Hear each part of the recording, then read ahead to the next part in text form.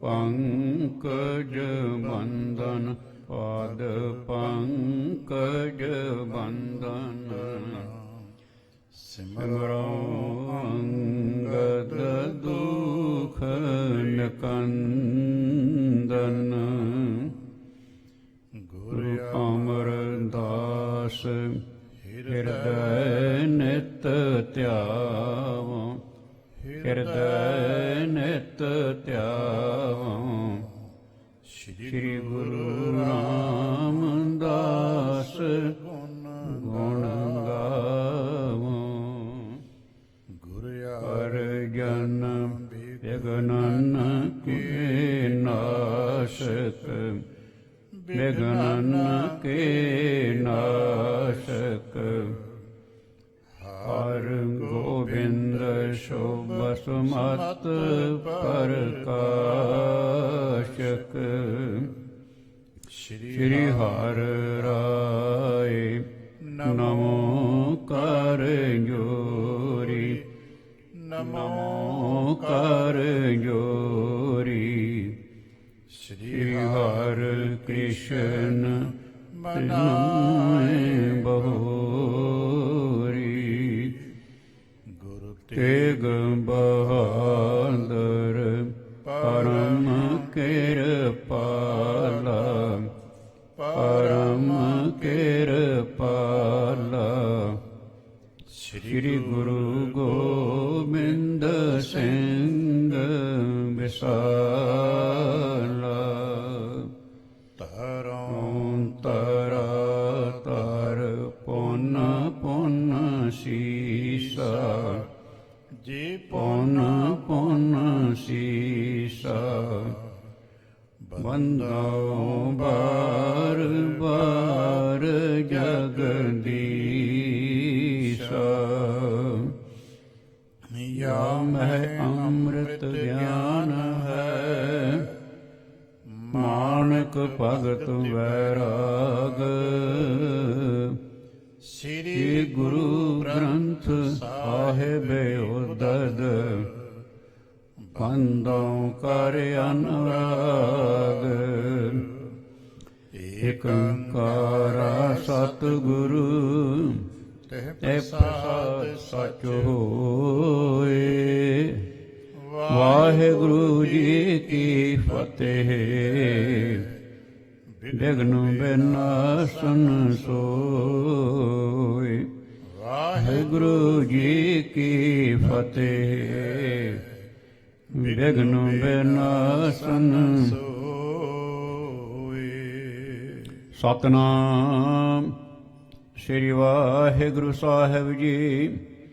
ਜਿਨਹੁ ਨਰਹੁ ਕੇ ਬਰ ਬੜ ਭਾਗੇ, ਰਹੈ ਹਜੂਰ ਸਰ ਸੇਵਾ ਲਾਗੇ। ਸਤਿਨਾਮ ਕੋ ਸਿਮਰਨ ਕਰੈ, ਖਨਹਿ ਟੋਕਰੀ ਸਿਰ ਪਰ ਧਰੈ। ਜਿਨਹੁ ਨਰਹੁ ਕੇ ਬਰ ਬੜ ਭਾਗੇ। ਵਾਹਿਗੁਰੂ ਜੀ ਕਾ ਖਾਲਸਾ, ਵਾਹਿਗੁਰੂ ਜੀ ਕੀ ਫਤਿਹ। ਸਤਿਗੁਰੂ ਪਾਤਸ਼ਾਹ ਸਾਹਿਬ ਜੀ ਦੇ ਪਾਵਨ ਦਰਬਾਰ ਦੀਆਂ ਹਾਜ਼ਰੀਆਂ ਭਰਦਿਆਂ ਗੁਰੂ ਪਾਤਸ਼ਾਹ ਸਾਹਿਬ ਜੀ ਦੇ ਆਪਣੇ ਹੀ ਨਿਜ ਪਾਵਨ ਸਰੂਪ ਸ਼ਬਦ ਨਾਲ ਚਿੱਤ ਲਾ ਕੇ ਜਦ ਆਪ ਸਾਵਧਾਨ ਤੇ ਇਕਾਗਰ ਚੀਤ ਹੋਏ ਜੁੜ ਮਿਲ ਬੈਠੇ, ਪਾਤਸ਼ਾਹ ਗੁਰਦੇਵ ਜੀ ਦੀਆਂ ਬੇਅੰਤ ਮਹਿਰਮਤਾਂ ਤੇ ਵਡਿਆਈਆਂ ਜੋ ਸਤ ਸੰਗਤ ਵਿੱਚ ਸਦਾ ਵਰਤਦੀਆਂ ਨੇ, ਆਪ ਉਹਨਾਂ ਦੇ ਸਾਂਝੀ ਤੇ ਧਾਰਨੀ ਹੋਇਓ। ਕਿਰਪਾਲਤਾ ਕਰਨਾ, ਆਪਣੇ ਨਿਰਮਲ ਹਿਰਦੇ ਚੋਂ ਅਰਦਾਸ ਕਰਨਾ ਜੋ ਗੁਰੂ ਪਾਤਸ਼ਾਹ ਸਾਹਿਬ ਜੀ ਰਹਿਮਤ ਕਰਨ, ਆਪਣੀ ਪਾਵਨ ਸਿੱਖਿਆਦਾਇਕ ਸਾਖੀ ਦੀ ਵਿਚਾਰ, ਤਿਸਤਾ ਬੋਲਣ ਦਾ ਤਾਣ ਅਤੇ ਵਿਚਾਰ ਦਾ ਪ੍ਰਵਾਹ ਬਖਸ਼ਿਸ਼ ਕਰਨ। ਇੱਕ ਵਾਰ ਆਸੀਸ ਦਿੰਦਿਆਂ ਅੰਮ੍ਰਿਤ ਦ੍ਰਿਸ਼ਟੀ ਪਾ ਕੇ ਜਪਣਾ ਜੀ। ਸਤਿਨਾਮ ਸ੍ਰੀ ਵਾਹਿਗੁਰੂ। ਗਰੀਬ ਨਿਵਾਸ ਘਟ ਘਟ ਕੇ ਵਾਸੀ ਸ੍ਰੀ ਅਕਾਲ ਪੁਰਖ ਵਾਹਿਗੁਰੂ ਜੀ ਦਾ ਕੋਟਾਨ ਕੋਟ ਸ਼ੁਕਰਾਨਾ ਹੈ।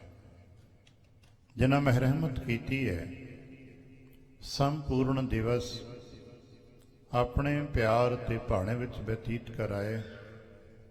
ਸੰਧਿਆ ਕੇ ਸਮੇਂ ਸਜੇ ਹੋਏ ਦਰਬਾਰ ਦੀਆਂ ਹਾਜ਼ਰੀਆਂ ਭਰਨ ਦਾ ਸੁਭਾਗ ਬਖਸ਼ੇ।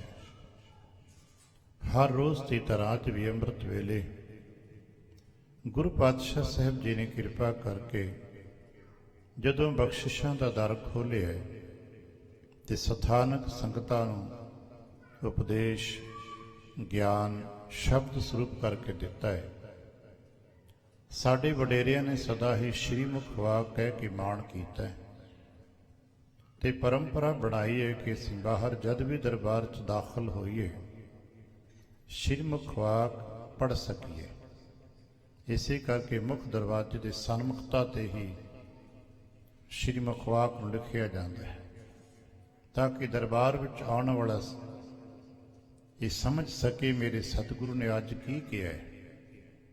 ਤੇ ਜਿਹੜੇ ਜੀ ਸ਼ਬਦ ਨੂੰ ਪੜ੍ਹਦੇ ਨੇ, ਸਮਝਦੇ ਨੇ ਤੇ ਫਿਰ ਆਪਣੇ ਜੀਵਨ ਵਿੱਚ ਢਾਲਣ ਦਾ ਯਤਨ ਕਰਦੇ ਨੇ, ਉਹਨਾਂ ਦਾ ਜੀਵਨ ਹੀ ਉਲਝਣਾਂ ਤੋਂ ਬਚ ਜਾਂਦਾ ਹੈ।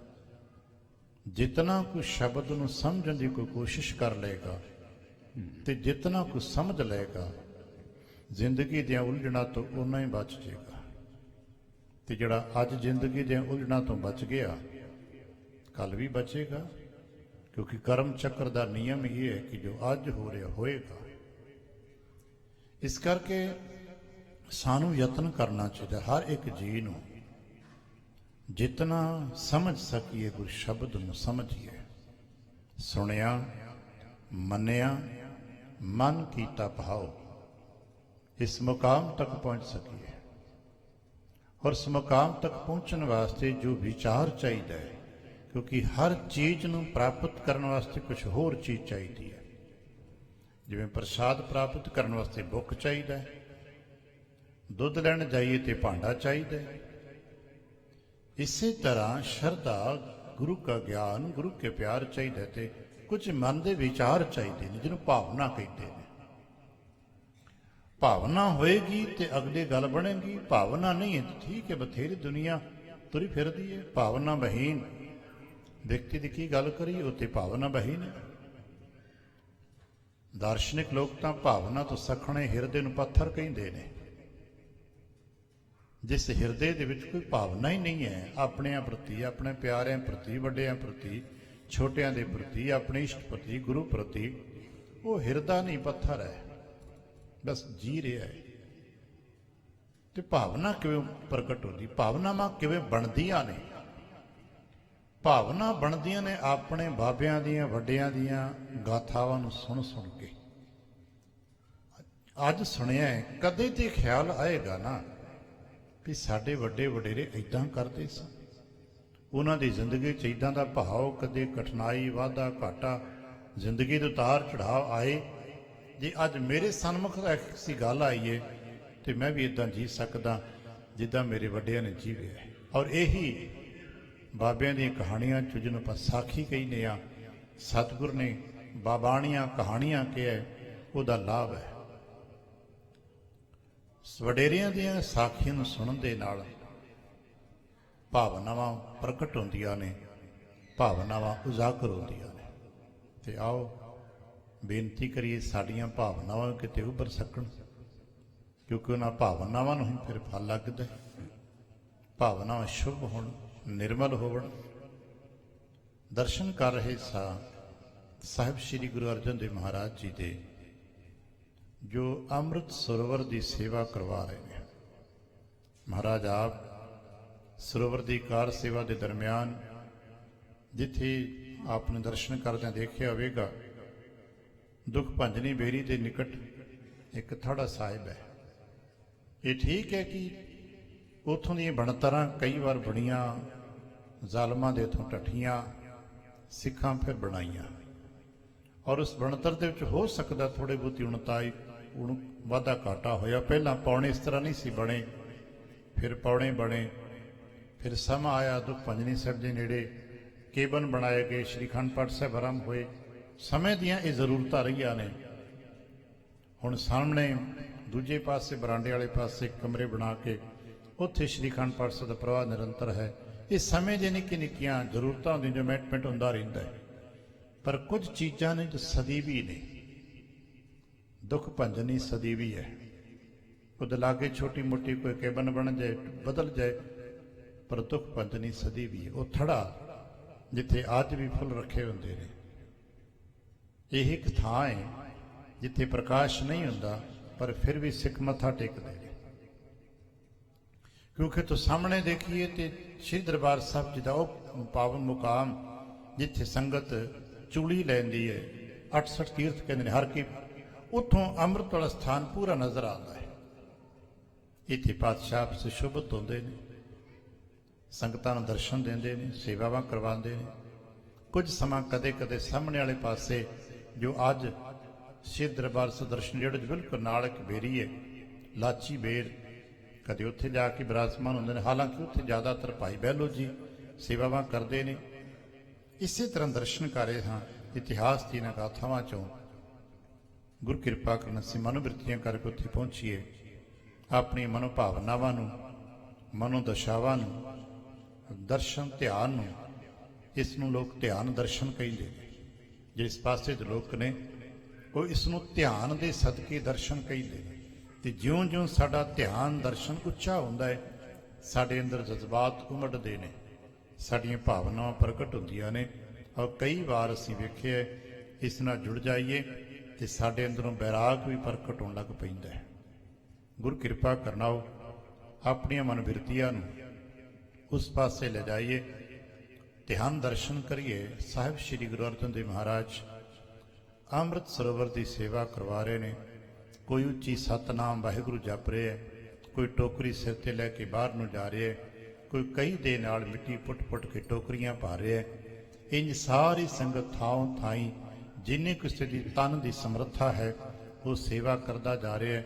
ਕੁਝ ਪਾਸੇ ਤੇ ਸਾਹਮਣੇ ਲੰਗਰ 'ਚ ਸੇਵਾ ਕਰ ਰਹੇ ਨੇ, ਕੁਝ ਪ੍ਰਸ਼ਾਦੇ ਪੱਕ ਰਹੇ ਨੇ। ਸਾਰਾ ਇੰਤਜ਼ਾਮ ਖੁੱਲਾ, ਇੱਕ ਕਾਰ ਸੇਵਾ ਦਾ ਕੁੰਭ ਚੱਲ ਰਿਹਾ ਹੈ। ਹਰ ਵਿਅਕਤੀ ਆਪਣੇ ਥਾਂ ਥਾਂ ਲੱਗਾ ਪਿਆ। ਦੁਨੀਆ ਦੀ ਕੋਈ ਨਿੰਦਾ ਚੁਗਲੀ ਦੀ ਇੱਥੇ ਗੱਲ ਨਹੀਂ ਹੁੰਦੀ। ਬਸ ਇੱਕੋ ਗੱਲ, ਸਤਨਾਮ ਵਾਹਿਗੁਰੂ, ਸਤਨਾਮ ਵਾਹਿਗੁਰੂ ਦਾ ਜਾਪ ਹੈ। ਉਹ ਜਾਪ ਦੀ ਹੀ ਧੁਨ ਅੱਜ ਵੀ ਨਿਰੰਤਰ ਉੱਥੇ ਹੈ। ਸ਼ਬਦ ਕੀਰਤਨ ਦੇ ਰੂਪ, ਬਾਣੀ ਦੇ ਪ੍ਰਵਾਹ ਦੇ ਰੂਪ, ਸੰਗਤ ਦੇ ਸਤਨਾਮ ਵਾਹਿਗੁਰੂ ਜਾਪ ਦੇ ਰੂਪ ਅੱਜ ਵੀ ਜਦ ਪਰਿਕਰਮਾ ਦੀ ਜਲ ਸਦਕਾ ਆਪਾਂ ਚਲੋ ਧੁਲਾਈ ਕਹਿ ਦਿੰਦੇ ਹਾਂ ਸ਼ਬਦਾਂ 'ਚ, ਸੇਵਾ ਹੁੰਦੀ ਹੈ, ਸਤਨਾਮ ਵਾਹਿਗੁਰੂ ਦਾ ਜਾਪ ਗੂੰਜ ਅੱਜ ਵੀ ਪੈਂਦੀ ਹੈ। ਕਿਤੇ ਧਿਆਨ ਤੇ ਉਸ ਗੂੰਜ ਨੂੰ ਸੁਣ ਸਕੀਏ। ਧਿਆਨ ਦੇ ਵਿੱਚ ਐਸਾ ਅਸੰਭਵ ਕੁਛ ਨਹੀਂ ਹੈ, ਪਰ ਚੂੰਕਿ ਅਸੀਂ ਇਸ ਕਰਕੇ ਨਹੀਂ ਕਰ ਪਾਏ ਕਿਉਂਕਿ ਸਾਡੇ ਮਨਾਂ 'ਚ, ਸਾਡੀ ਚੇਤਨਾ 'ਚ ਉਹ ਬਲ ਨਹੀਂ ਹੈ, ਅਸੀਂ ਉੱਠ ਨਹੀਂ ਪਾਉਂਦੇ। ਸਭ ਕੁਛ ਹੈਗਾ ਹੈ। ਗੁਰੂ ਕਿਰਪਾ ਕਰਨ ਅਸੀਂ ਉੱਥੇ ਪਹੁੰਚਣ ਦਾ ਯਤਨ ਕਰੀਏ। ਆਓ ਦਰਸ਼ਨ ਕਰਦੇ ਹਾਂ। ਜਿਨ੍ਹਾਂ ਦੇ ਵੱਡੇ ਭਾਗ ਨੇ ਉਹ ਉੱਥੇ ਸੇਵਾ ਕਰਦੇ ਨੇ। ਫਿਰ ਬੇਨਤੀ ਕਰਾਂ, ਜਿਨ੍ਹਾਂ ਦੇ ਵੱਡੇ ਭਾਗ ਨੇ ਉਹ ਅੱਜ ਵੀ ਦਰਸ਼ਨ ਕਰਦੇ ਹਨ। ਸਤਨਾਮ ਸ੍ਰੀ ਵਾਹਿਗੁਰੂ ਸਾਹਿਬ ਜੀ। ਉੱਤਰ ਦਿਸ਼ਾ ਤਲਾਬ ਕੋ ਤੀਰ। ਉੱਤਰ ਦੀ ਦਿਸ਼ਾ, ਕਿਉਂਕਿ 4 ਦਿਸ਼ਾਵਾਂ ਨੇ ਜੋ ਧਰਤੀ ਤੇ ਸਮਤਲ ਮੰਨੀਆਂ ਜਾਂਦੀਆਂ ਨੇ। ਵੈਸੇ ਤੇ ਦਿਸ਼ਾਵਾਂ 10 ਮੰਨੀਆਂ ਜਾਂਦੀਆਂ ਨੇ, ਔਰ ਕਿਉਂਕਿ ਪਾਤਸ਼ਾਹ ਸਾਹਿਬ ਜੀ ਨੇ ਇਹ ਦਿਸ਼ਾਵਾਂ ਦਾ ਵਿਗਿਆਨ ਬਹੁਤ ਗਿਣਤੀ ਨਾਲ ਕਿਤੇ ਬੈਠ ਕੇ ਪੜ੍ਹਦੇ ਵਾਚੀਏ ਤੇ ਪਾਤਸ਼ਾਹ ਨੇ ਦਿਸ਼ਾਵਾਂ ਦਾ ਗਿਆਨ ਬਹੁਤ ਧਿਆਨ ਰੱਖੇ। ਉੱਤਰ ਦੀ ਦਿਸ਼ਾ ਦੇ ਪਾਸੇ ਤੇ ਜੋ ਕਿਨਾਰਾ ਹੈ, ਬਾਬਾ ਬੁੱਢਾ ਸਾਹਿਬ ਧੀਰ। ਸਤਿਕਾਰਯੋਗ ਬਾਬਾ ਬੁੱਢਾ ਸਾਹਿਬ ਜੀ। ਅੱਜ ਵੀ ਬਾਬਾ ਬੁੱਢਾ ਸਾਹਿਬ ਦੀ ਬੇਰ ਸਾਰਿਆਂ ਵਾਸਤੇ ਸਤਿਕਾਰਤ ਹੈ। ਉੱਥੇ ਲੋਕ ਲੰਘਦੇ ਜਾਂਦੇ ਬੈਠਦੇ ਨੇ। ਬਾਬਾ ਬੁੱਢਾ ਸਾਹਿਬ ਦੀ ਪਵਿੱਤਰ ਛੋਹ ਤੇ ਦੇਖਿਆ ਹੁਣ ਕਈ ਵਾਰ ਉੱਥੇ ਅਜੇ ਅਭਿਆਸੀ ਕੀਰਤਨ ਸੁਣਨ ਦੇ ਰਸੀਏ ਉੱਥੇ ਬੈਠੇ ਕੀਰਤਨ ਸੁਣ ਰਹੇ ਨੇ। ਉਹ ਬੇਰੀ ਅੱਜ ਵੀ ਸਾਡੇ ਕੋਲ ਮੌਜੂਦ ਹੈ। ਇਸ ਪਾਸੇ ਤੇ ਬਾਬਾ ਬੁੱਢਾ ਸਾਹਿਬ ਜੀ ਬੈਠਦੇ ਹਨ। ਕਰਹਿ ਕਰਮ ਹੈ ਕਾਰ ਵਿਸਾਲ। ਹਾਲਾਂਕਿ ਉਮਰ ਵਡੇਰੀ ਹੈ। ਬਾਬਾ ਬੁੱਢਾ ਸਾਹਿਬ ਜੀ ਸਭ ਨੂੰ ਪਤਾ ਹੈ ਕਿ ਜਗਤ ਗੁਰੂ ਗੁਰੂ ਨਾਨਕ ਪਾਤਸ਼ਾਹ ਸਾਹਿਬ ਜੀ ਦੇ ਸਭ ਤੋਂ ਪਿਆਰੇ ਸਿੱਖਾਂ ਚੋਂ ਨੇ।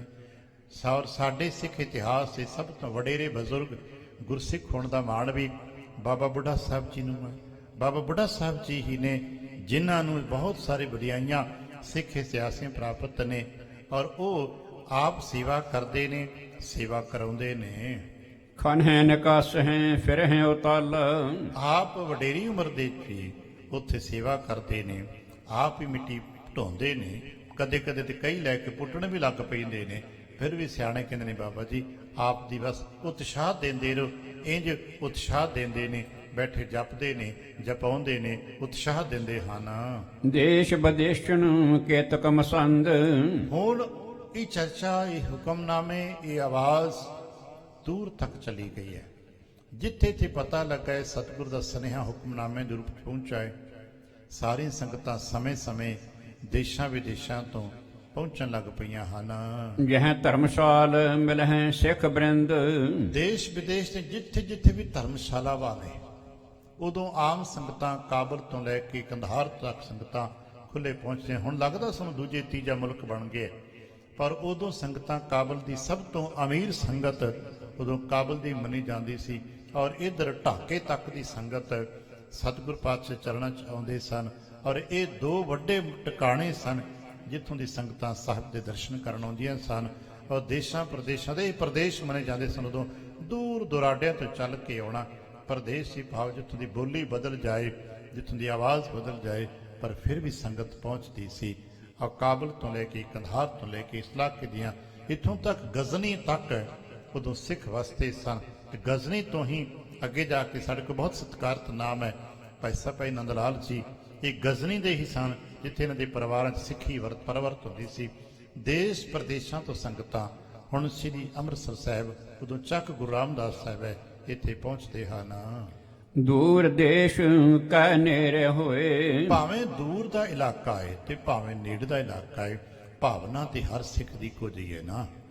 ਤੀਰਥਕਾਰ ਕਰਹਿ ਸਭ ਕੋਏ। ਹੁਣ ਸਾਰੇ ਹੀ ਜਿਤਨਾ ਕਿਸੇ ਕੋ ਸਮਾਂ ਨਿਕਲ ਪਾਉਂਦਾ ਹੈ, ਜਿਤਨਾ ਕੋਈ ਆਪਣੇ ਕਾਰ ਵਿਹਾਰ ਕਿਰਤ ਚੋਂ ਸਮਾਂ ਕੱਢ ਕੇ ਗੁਰੂ ਪਾਤਸ਼ਾਹ ਦੇ ਚਰਨਾਂ 'ਚ ਹਾਜ਼ਰ ਹੁੰਦਾ ਹੈ ਤੇ ਇਸ ਆਪਣੇ ਤੀਰਥ ਦੀ ਸੇਵਾ 'ਚ ਆਪਣਾ ਸਮਾਂ ਦਿੰਦਾ ਹੈ।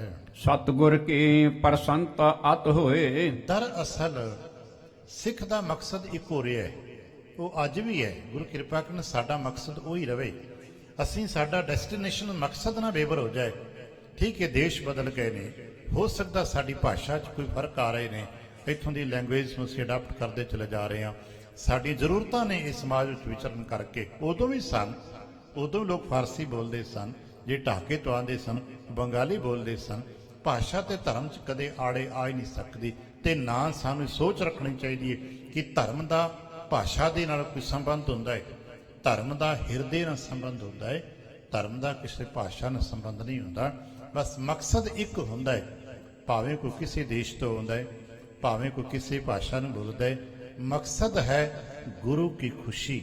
ਵੀ ਗੁਰੂ ਕੀ ਖੁਸ਼ੀ ਪ੍ਰਾਪਤ ਕਰਨੀ ਹੈ, ਬਸ ਸੇਵਾ ਕਰਨੀ ਹੈ। ਭਾਵੇਂ ਨਾਗਲੇ ਪਿੰਡ ਚੋਂ ਕੋਈ ਆਉਂਦਾ ਹੈ ਤੇ ਭਾਵੇਂ ਦੂਰ ਦੇਸ਼ ਤੋਂ ਚੱਲ ਕੇ ਆਉਂਦਾ ਹੈ, ਸਭ ਦਾ ਇੱਕੋ ਇੱਕ ਧਿਆਨ ਗੁਰੂ ਕੇ ਚਰਨਾਂ 'ਚ ਹੈ ਤੇ ਮਕਸਦ ਇੱਕੋ ਹੀ ਹੈ, ਪਰ ਮੇਰੇ ਸਤਿਗੁਰੂ ਖੁਸ਼ ਹੋ ਜਾਣ।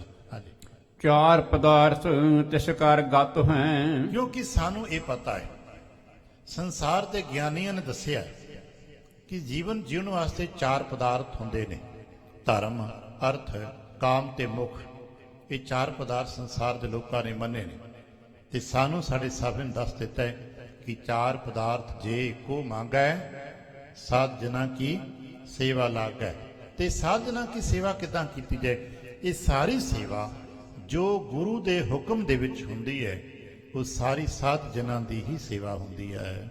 ਗੁਰ ਸ਼ਰਧਾ ਔਰ ਧਾਰ ਹੈ ਜੋਏ। ਦਰਅਸਲ ਜਿਹੜੇ ਹਿਰਦੇ ਦੇ ਵਿੱਚ ਗੁਰੂ ਸਾਹਿਬ ਦੇ ਪ੍ਰਤੀ ਸ਼ਰਧਾ ਹੈ, ਜਿਹੜਾ ਵੀ ਸ਼ਰਧਾ ਵਾਲੂ ਪਿਆਰਾ ਹੈ, ਸੋ ਸਭ ਆਏ ਪ੍ਰਾਪਤੀ ਹੋਏ। ਉਹ ਹਰ ਕੋਈ ਜੀ ਪਹੁੰਚ ਰਿਹਾ ਹੈ। ਤੇ ਸੱਚ ਇਹ ਹੈ ਕਿ ਜਿਹੜਾ ਵੀ ਗੁਰੂ ਦਰਬਾਰ ਵਿੱਚ ਸ਼ਰਧਾ ਦੇ ਨਾਲ ਪਹੁੰਚਦਾ ਹੈ, ਉਹ ਸ਼੍ਰੀ ਨਨਕਾਣਾ ਸਾਹਿਬ ਤੋਂ ਗੱਲ ਆਪਾਂ ਕਰ ਲੈਨੇ ਆ। ਸਦੀਆਂ ਤੋਂ ਜਿਹੜਾ ਵੀ ਸ਼ਰਧਾਲੂ ਗੁਰੂ ਦਰਬਾਰ 'ਚ ਪਹੁੰਚਦਾ ਹੈ, ਅੱਜ ਵੀ ਪਹੁੰਚਦਾ ਹੈ, ਉਹ ਕੁਛ ਨਾ ਕੁਛ ਤੇ ਪ੍ਰਾਪਤ ਕਰਕੇ ਹੀ ਜਾਂਦਾ ਹੈ। ਕਿਉਂਕਿ ਇੱਥੋਂ ਗੁਰੂ ਨਾਨਕ ਸਾਹਿਬ ਦੇ ਘਰ ਤੋਂ ਖਾਲੀ ਕਦੇ ਕੋਈ ਜਾਂਦਾ ਹੀ ਨਹੀਂ ਹੈ। ਹਿਮ ਸੁਣ ਕੇ ਸਤਿਗੁਰ ਕੀ ਬਾਣੀ। ਸਤਿਗੁਰ ਪਾਤਸ਼ਾਹ ਨੇ ਹੁਕਮ ਵੀ ਕੀਤੇ ਨੇ ਕਿ ਭਾਈ ਸਾਰੇ ਆਓ, ਜਿੱਥੇ ਜਿੱਥੇ ਕਿਸੇ ਕੋ ਜਿਤਨੀ ਸਮਰੱਥਾ ਹੈ, ਜਿਤਨਾ ਸਮਾਂ ਹੈ। ਪਿੱਛੇ ਆਪਾਂ ਬਚਨ ਪੜਿਆ ਸੀ ਮਹਾਰਾਜ ਦਾ, ਪਾਤਸ਼ਾਹ ਨੇ ਕਿਹਾ ਭਾਈ ਤਨ ਕਰਕੇ, ਮਨ ਕਰਕੇ, ਧਨ ਕਰਕੇ। ਸੇਵਾ ਦੇ ਤਿੰਨ ਢੰਗ ਸਾਡੇ ਕੋ ਅੱਜ ਵੀ ਨੇ। ਤਨ ਕਰਕੇ, ਮਨ ਕਰਕੇ, ਧਨ ਕਰਕੇ ਜਿਵੇਂ ਸੇਵਾ ਕਰ ਸਕਦੇ ਹੋ, ਜਿਵੇਂ ਪਹੁੰਚ ਬਣਾ ਸਕਦੇ ਹੋ, ਇਵੇਂ ਹੀ ਕਰਨਾ। ਲਿਖੇ ਹੁਕਮਨਾਮੇ ਸਭ ਥਾਨੀ। ਕਿਉਂਕਿ ਇਸ ਵਕਤ ਤੱਕ ਸਾਡਾ ਜੋ ਸਿੱਖੀ ਦਾ ਢਾਂਚਾ ਸੀ ਉਹ ਸਿਸਟਮ ਨਾਲ ਵੱਜ ਚੁੱਕਾ ਸੀ।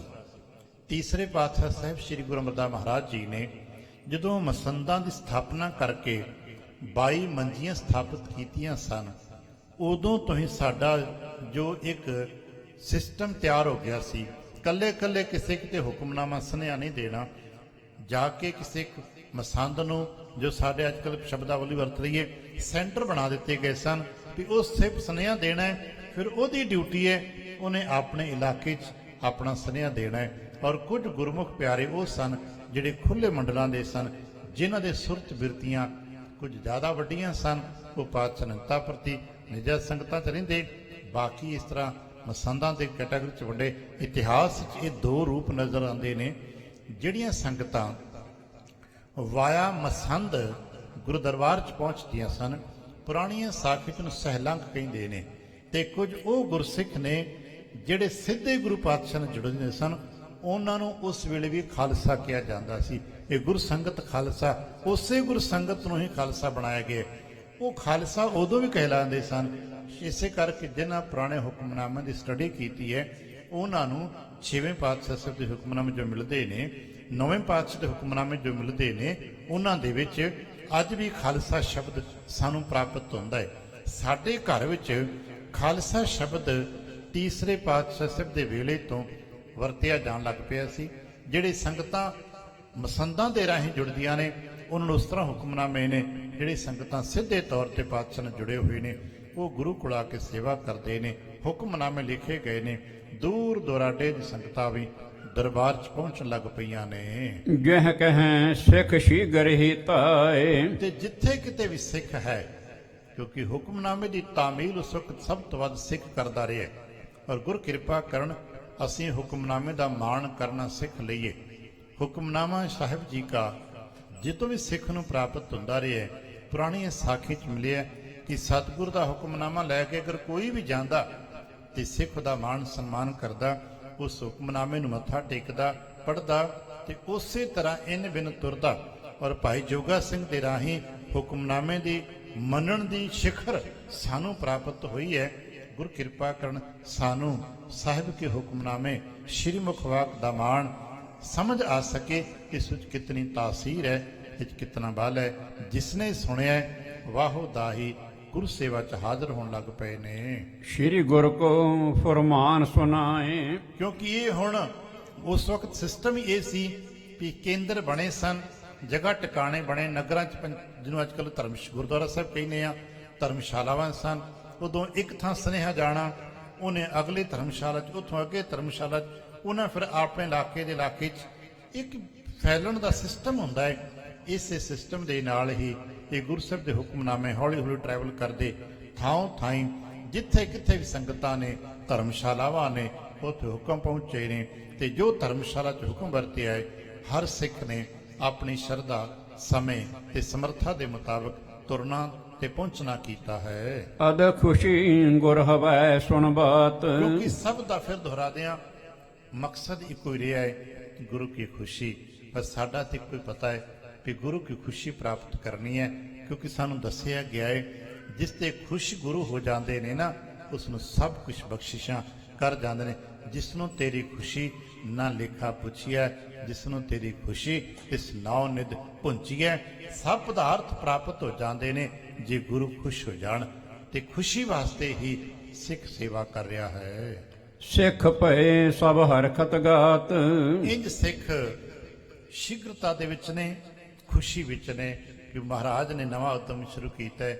ਸਤਿਗੁਰੂ ਨੇ ਸਾਡੇ ਵਾਸਤੇ, ਕਿਉਂਕਿ ਉਸ ਵਕਤ ਤੇ ਸਿੱਖ ਤੇ ਅੱਜ ਵੀ ਚਾਹੁੰ ਸਮਝਦਾ ਹੈ ਕਿ ਜੋ ਗੁਰੂ ਦਾ ਹੁਕਮ ਵਰਤਦਾ ਹੈ ਨਾ, ਸਾਡੇ ਭਲੇ ਵਾਸਤੇ ਵਰਤਦਾ ਹੈ। ਤੇ ਜੋ ਗੁਰੂ ਕਾਰ ਕਰਵਾਉਂਦੇ ਨੇ, ਉਹ ਸਾਡੇ ਭਲੇ ਵਾਸਤੇ ਕਰਵਾਉਂਦੇ ਨੇ। ਨਿੱਜੀ ਤੇ ਵੀ ਤੇ ਕੌਮੀ ਪੱਧਰ ਤੇ ਵੀ ਭਲਾ ਹੀ ਕਰਦੇ ਨੇ, ਕਿਉਂਕਿ ਸਤਿਗੁਰ ਸਭਨਾਂ ਦਾ ਭਲਾ ਮਨਾਏਂਦਾ। ਬਸਤਰ ਦਰਬ ਲੈ ਲੈ ਉਪਹਾਰ। ਹੁਣ ਇਕੱਠ ਹੁੰਦੇ ਨੇ, ਜਿਹੜੇ ਕਿਸੇ ਕਾਰਨ ਕਰਕੇ ਨਹੀਂ ਪਹੁੰਚ ਸਕਦੇ, ਉਹ ਧਨ ਭੇਟਾ ਕਰ ਦਿੰਦੇ ਨੇ। ਸੰਗਤਾਂ ਆਉਂਦੀਆਂ ਨੇ, ਧਨ ਆਉਂਦਾ ਹੈ, ਵਸਤਰ ਆਉਂਦੇ ਨੇ, ਕਿਉਂਕਿ ਇੰਨੇ ਸੇਵਾਦਾਰ ਸੇਵਕ ਕੰਮ ਕਰਦੇ ਨੇ, ਉਹਨਾਂ ਵਾਸਤੇ ਬਿਸਤਰ ਵੀ ਚਾਹੀਦੇ ਨੇ, ਮੰਜੇ ਵੀ, ਚਲੋ ਮੰਜੇ ਨਾ ਵਿਛਦੇ ਹੋਣ, ਦਰੀਆਂ ਚਾਦਰ ਬਿਸਤਰ ਤੇ ਚਾਹੀਦੇ ਨੇ ਨਾ। ਜਿਹੜੇ ਪੱਕੇ ਤੌਰ ਤੇ ਸੇਵਕ ਰਹਿੰਦੇ ਨੇ ਉਹਨਾਂ ਨੂੰ ਸਾਜੋ ਸਮਾਨ, ਚੋਲੇ ਆਦਿਕ ਚਾਹੀਦੇ ਨੇ। ਇੰਨੀ ਸੰਗਤ ਹੈ, ਲੰਗਰ ਦੇ ਪ੍ਰਬੰਧ ਚਾਹੀਦੇ ਨੇ, ਬੇਅੰਤ ਧਨ ਖਰਚ ਹੁੰਦੇ ਨੇ, ਤੇ ਸੰਗਤਾਂ ਬਸਤਰ ਕਰਕੇ, ਧਨ ਕਰਕੇ, ਪਦਾਰਥਾਂ ਕਰਕੇ ਸੇਵਾਵਾਂ ਕਰਦੀਆਂ ਨੇ। ਸੇਵਾ ਜਿਹੜੇ ਨਹੀਂ ਪਹੁੰਚਦੇ ਉਹ ਆਪਣੀ ਸੇਵਾ ਭੇਜਦੇ ਹਨ। ਆਏ ਜਿਤ ਕਿਤ ਤੇ 100,000 ਇਸ ਤਰ੍ਹਾਂ ਜਿੱਥੋਂ ਕਿੱਥੋਂ ਵੀ ਹਜ਼ਾਰਾਂ ਸਿੱਖ, ਅਣਗਿਣਤ ਸਿੱਖ ਗੁਰੂ ਦਰਬਾਰ 'ਚ ਪਹੁੰਚ ਰਹੇ ਹਨ। ਹੋਏ ਤਿਹਾਵਲ ਸਭ ਕੋ ਦੇਤ। ਤੇ ਗੁਰੂ ਦਰਬਾਰ ਵਿੱਚ ਵੀ ਸੁਬਹ ਸ਼ਾਮ ਤਿਹਾਵਲ ਬਣਦੇ ਨੇ, ਭਾਵ ਖੁੱਲੇ ਕੜਾਹ ਪ੍ਰਸ਼ਾਦੇ ਦੇਗਾਂ ਬਣਦੀਆਂ ਨੇ ਤੇ ਵਰਤਾਰੇ ਹੁੰਦੇ ਹਨ। ਭਾਵ ਭੂਰ ਕਰ ਸਿੱਖ ਗਣ ਲੇਤ। ਤੇ ਸਿੱਖ ਦੇ ਹਿਰਦੇ ਵਿੱਚ ਅੱਜ ਤੱਕ ਗੁਰੂ ਕਿਰਪਾ ਕਰਨ, ਸਾਡੇ ਵਿੱਚ ਹੁਣ ਤੱਕ ਤੇ ਹੈ, ਤੇ ਗੁਰੂ ਕਿਰਪਾ ਕਰਨ ਜਦੋਂ ਤੱਕ ਗੁਰੂ ਤੇ ਸਿੱਖ ਦਾ ਸੰਬੰਧ ਰਹਿਣਾ ਹੈ, ਗੁਰੂ ਕੇ ਪ੍ਰਸਾਦ ਦਾ ਮਾਣ ਸਾਡੇ ਵਿੱਚ ਇਸੇ ਤਰ੍ਹਾਂ ਬਣਿਆ ਰਹੇ ਤੇ ਬਣਿਆ ਰਹਿਣਾ ਚਾਹੀਦਾ। ਅੱਜ ਵੀ ਸ਼ਰਧਾਲੂ ਸਿੱਖ ਕਿਣਕਾ ਮਾਤਰ ਪ੍ਰਸ਼ਾਦ ਵੀ ਪ੍ਰਾਪਤ ਕਰਦਾ ਹੈ ਤੇ ਨਤਮਸਤਕ ਹੋ ਕੇ ਲੈਂਦਾ ਹੈ। ਅਸੀਂ ਅੱਜ ਵੀ ਦੇਖਿਆ ਨਾ, ਕਿਤੇ ਪ੍ਰਸ਼ਾਦ ਦਾ ਕਿਣਕਾ ਸਾਡੇ ਹੱਥੋਂ ਡਿੱਗ ਪੈਂਦਾ ਤੇ ਅਸੀਂ ਅਦਬ ਨਾਲ ਚੁੱਕਦੇ ਹਾਂ। ਸਿੱਖ ਇਸੇ ਤਰ੍ਹਾਂ ਸਦੀਆਂ ਤੋਂ ਕਰਦਾ ਆਇਆ, ਗੁਰੂ ਕੇ ਪ੍ਰਸਾਦ ਨੂੰ ਭਾਵਨਾ ਦੇ ਨਾਲ, ਪਿਆਰ ਦੇ ਨਾਲ, ਇਸ ਅਦਬ ਨਾਲ ਪ੍ਰਾਪਤ ਕਰਦਾ ਹੈ ਤੇ ਛਕਦਾ ਹੈ। ਸੰਗਤ ਕੋ ਦਰਸ਼ਨ ਸਭ ਕਾਲ। ਹੁਣ ਇਸ ਤਰ੍ਹਾਂ ਸੰਗਤ ਆਉਂਦੀ ਹੈ, ਉੱਥੇ ਪ੍ਰਸ਼ਾਦ ਵਰਤਦੇ ਨੇ, ਤੇ ਗੁਰੂ ਮਹਾਰਾਜ ਜੀ ਵੀ ਸੰਗਤ ਨੂੰ ਹਰ ਵੇਲੇ ਦਰਸ਼ਨ ਦਿੰਦੇ ਹਨ। ਦੇ ਤਰਹਿ ਬਹੁ ਕਰੈ ਨਿਹਾਲ। ਤੇ ਸਤਿਗੁਰੂ ਪਾਤਸ਼ਾਹ ਸਾਹਿਬ ਜੀ ਸਾਰਾ ਦਿਨ ਹੀ ਸੰਗਤਾਂ ਦੇ ਵਿੱਚ ਵਿਚਰਦੇ ਰਹਿਣਾ। ਜਿਉਂ-ਜਿਉਂ ਅੱਗੇ ਵਧਦੇ ਸਾਖੀ ਪੜ੍ਹਦੇ ਸੁਣਦੇ ਜਾਵਾਂਗੇ, ਪਤਾ ਲੱਗਿਆ ਗੁਰੂ ਮਹਾਰਾਜ ਜੀ ਦੇਰ ਰਾਤ ਤੱਕ ਵੀ ਸੰਗਤਾਂ 'ਚ ਵਿਚਰਦੇ, ਦੂਰੋਂ ਦੁਰਾਡੇ ਤੋਂ ਆਈਆਂ ਸੰਗਤਾਂ ਦੀਆਂ ਜੋ ਸੇਵਾਵਾਂ ਲੋੜਾਵਾਂ ਸਨ ਉਹਨਾਂ ਨੂੰ ਆਪ ਜਾ ਕੇ ਦੇਖ ਕੇ ਪੂਰਾ ਕਰਦੇ। ਐਸੇ ਦਰਸ਼ਨ ਵੀ ਅੱਗੇ ਜਾ ਕੇ ਹੋਣੇ ਨੇ ਕਿ ਮਹਾਰਾਜ ਥੱਕਿਆਂ ਟੁੱਟਿਆਂ ਬਜ਼ੁਰਗਾਂ ਦੀ ਮੁੱਠੀ ਚਾਪੀ ਵੀ ਆਪ ਕਰ ਲੈਂਦੇ ਨੇ, ਪੰਡਾਂ ਵੀ ਚੁੱਕ ਲੈਂਦੇ ਨੇ। ਫਿਰ ਅੰਮ੍ਰਿਤ ਵੇਲੇ ਤੋਂ ਨਾਮ ਬਾਣੀ ਦੇ ਪ੍ਰਭਾਵ ਵੀ ਨਿਰੰਤਰ ਚੱਲ ਰਹੇ ਨੇ। ਇੰਜ ਮਹਾਰਾਜ ਹਰ ਵੇਲੇ ਹੀ ਸੰਗਤਾਂ ਦੇ ਪਿਆਰ ਨੂੰ ਮਾਣਦੇ ਨੇ ਤੇ ਬਦਰਸ਼ਨ ਬਖਸ਼ਿਸ਼ ਕਰਦੇ ਨੇ। ਕਿਹ ਸੁਤ ਦੇਤ ਦਰਬ ਕਿਸ ਦੇਤ। ਹੁਣ ਚੂੰਕਿ ਇਹ ਗੱਲ ਸੱਚ ਹੈ ਕਿ ਅਸੀਂ ਤੁਸੀਂ ਜਿਤਨੇ ਜੀ ਹੁੰਨੇ ਆ, ਸਧਾਰਨ ਵਿਅਕਤੀਤਵ ਪਰਸਨੈਲਿਟੀ ਜਿੰਨੀਆਂ ਵੀ ਨੇ, ਸੇਵਾ ਕਰਦੇ ਆ ਤੇ ਸਾਡੀਆਂ ਖੁਆਇਸ਼ਾਂ ਤੇ ਨਾਲ ਚੱਲਦੀਆਂ ਨੇ ਨਾ। ਪਰਿਵਾਰਿਕ ਹਾਂ, ਰੋਜ਼ ਆਪਾਂ ਮੰਗਦੇ ਵੀ ਆ, ਮੰਗਣਾ ਵੀ ਮੰਗਾਂਗੇ ਗੁਰੂ ਤੋਂ, ਤੇ ਹੋਰ ਕਿਸੇ ਕੋਲ ਨਾ ਮੰਗੀਏ। ਬਸ ਇੱਕ ਸੱਚ ਹੈ, ਮੰਗੀਏ ਗੁਰੂ ਪਾਸੋਂ ਮੰਗੀਏ, ਹੋਰ ਕਿਸੇ ਕੋ ਨਾ ਜਾਈਏ।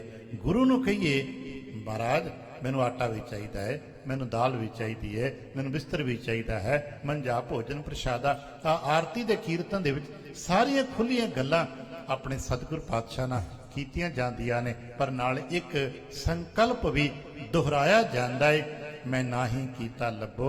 ਮਹਾਰਾਜ ਮੈਂ ਲਾਲਚ ਨਹੀਂ ਜੇ ਕਰ ਰਿਹਾ, ਇੱਕ ਨਾਮ ਤੇਰਾ ਮੈਂ ਫੱਬੋ, ਫੱਬਦਾ ਮੈਨੂੰ ਤੇਰਾ ਨਾਮ ਹੀ ਹੈ। ਪਰ ਮਹਾਰਾਜ ਗ੍ਰਸਤੀ ਹਾਂ, ਪਰਿਵਾਰ ਹੈ, ਇਹ ਚੀਜ਼ਾਂ ਚਾਹੀਦੀਆਂ ਨੇ।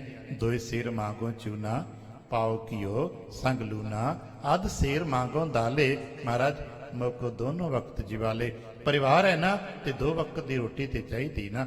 ਤੇ ਇਸ ਤਰ੍ਹਾਂ ਹੀ ਕੋਈ ਪੁੱਤਰ ਮੰਗਦਾ ਹੈ, ਕੋਈ ਤੰਦਰੁਸਤੀ ਮੰਗਦਾ ਹੈ, ਕੋਈ ਧਨ ਮੰਗਦਾ ਹੈ। ਅੱਜ ਵੀ ਤੇ ਅਸੀਂ ਇਹੀ ਮੰਗਦੇ ਹਾਂ। ਜੇ ਅੱਜ ਦੀਆਂ ਸਦੀਆਂ ਤੋਂ ਲੈ ਕੇ ਅੱਜ ਤੱਕ ਮਨੁੱਖ ਦੀਆਂ ਬਾਹਰਲੇ ਰੰਗ ਟੰਗ ਬਦਲੇ ਨੇ, ਅੰਦਰਲੀਆਂ ਚੀਜ਼ਾਂ ਕਦੇ ਨਹੀਂ ਬਦਲਣੀਆਂ। ਸਾਡੇ ਕੱਪੜੇ ਬਦਲ ਜਾਣਗੇ, ਸਾਡੇ ਖਾਣ ਦੇ, ਰਹਿਣ ਦੇ, ਬਹਿਣ ਦੇ, ਲਿਬਾਸ, ਬੋਲ, ਢੰਗ ਸਭ ਬਦਲ ਸਕਦਾ ਹੈ, ਪਰ ਕੀ ਭੁੱਖ ਬਦਲ ਜਾਏਗੀ? ਕੀ ਜ਼ਰੂਰਤ ਬਦਲ ਜਾਏਗੀ? ਅੱਜ ਵੀ ਭੁੱਖ ਲੱਗਦੀ ਹੈ। ਸਦੀਆਂ ਪੁਰਾਣੇ ਮਨੁੱਖ ਨੂੰ ਵੀ ਭੁੱਖ ਲੱਗਦੀ ਸੀ, ਉਹ ਵੀ ਭੋਜਨ ਦੀ ਤਲਾਸ਼ ਕਰਦਾ ਸੀ। ਅੱਜ ਵੀ ਅਸੀਂ 2 ਵਕਤ ਦੀ ਰੋਟੀ ਲੱਭਦੇ ਫਿਰਦੇ ਹਾਂ।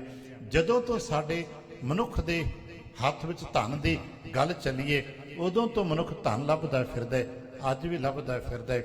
ਸਦੀਆਂ ਦੀ ਪੁਰਾਣੀ ਗੱਲ ਪੜ੍ਹਦੇ ਆ, ਉਦੋਂ ਵੀ ਦੰਪਤੀ ਕਪਲ ਜਿਹਨੂੰ ਅੱਜ ਕੱਲ੍ਹ ਕਹਿੰਦੇ ਆ, ਸੰਤਾਨ ਲੱਭਦੇ ਫਿਰਦੇ ਸਨ, ਅੱਜ ਵੀ ਸੰਤਾਨ ਲੱਭਦੇ ਫਿਰਦੇ ਆ। ਉਦੋਂ ਦੇ ਬਜ਼ੁਰਗ ਵੀ ਆਪਣੀ ਸੰਤਾਨ ਵਾਸਤੇ ਚੜ੍ਹਦੀ ਕਲਾ ਸੁੱਖ ਮੰਗਦੇ ਸਨ। ਅੱਜ ਵੀ ਸਾਡੇ ਸਾਰੇ ਮਾਪੇ ਆਪਣੇ ਬੱਚਿਆਂ ਦਾ ਸੁੱਖ ਮੰਗਦੇ।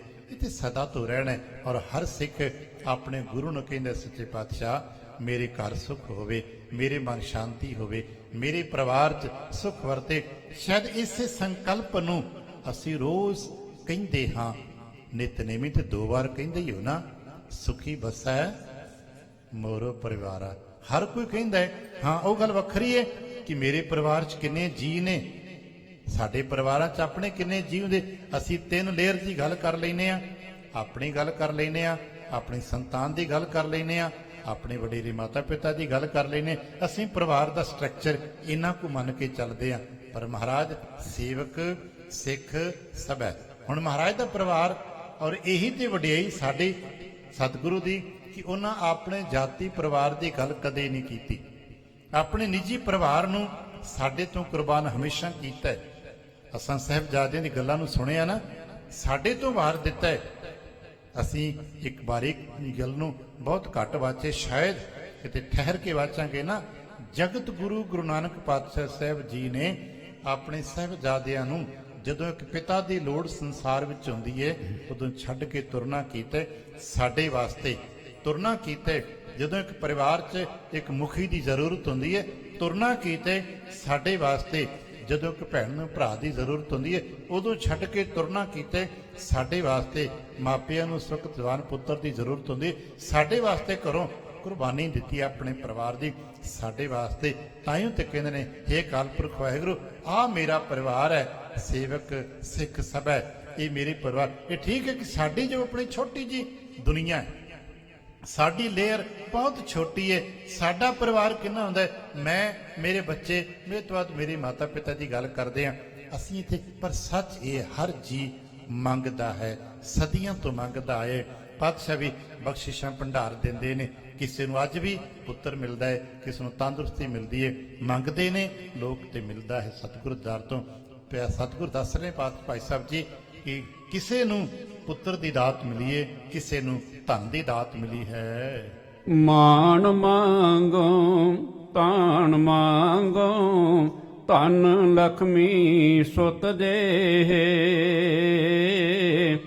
ਮਾਨ ਮੰਗੋ ਤਾਣ ਮੰਗੋ, ਧਨ ਲਖਮੀ ਸੁਤ ਦੇ।